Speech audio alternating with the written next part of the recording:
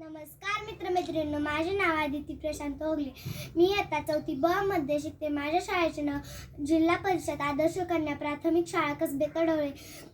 मी आज मला क्रांतीज्योती सावित्रीबाई फुले यांच्याविषयी काही 2 शब्द बोलणार आहे. ते तुम्ही शांत चित्ताने ऐकून घ्यावे अशी माझी नम्र विनंती. सावित्रीबाई फुले यांचा जन्म 3 जानेवारी 1831 रोजी सातारा जिल्ह्यातील नायगाव येथे झाला.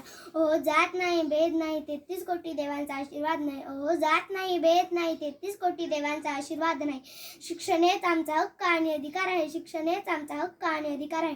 डॉक्टर बाबासाहेब आंबेडकर काय म्हणतात? डॉक्टर बाबासाहेब आंबेडकर काय म्हणतात? शिक्षण हेच वाघिणीचे दूध आहे. शिक्षण हेच वाघिणीचे दूध आहे. जो कोणी पिईल तो गुणगुणल्याशिवाय राहणार नाही. जो कोणी पिईल तो गुणगुणल्याशिवाय राहणार नाही. अगदी सावित्रीबाई फुले यांनी मुलींना शिकवण्यास हक्क आणि अधिकार दिला. म्हणूनच आजच्या स्त्रिया डॉक्टर, इंजिनियर, शिक्षक अशा प्रत्येकी क्षेत्रात पुढे आहेत. अगदी मुलांच्या बरोबर असे म्हणतात ना, मुलगा तर वंशाचा दिवा आहे. अरे मुलगी तर दोन्ही घरचा दिवा आहे. अरे मुलगी तर दोन्ही घरचा दिवा आहे. तोडिले तिने जगाचे नाते, ना ठेविले तिने पायात पैंजण, ना ठेविले तिने पायात पैंजण. दिला मुलींच्या शिक्षणाला मान, म्हणूनच करते सावित्री माते, म्हणूनच करते सावित्री माते. तुला प्रणाम, तुला प्रणाम. एवढे बोलून मी माझे 2 शब्द संपवते. जय हिंद, जय महाराष्ट्र.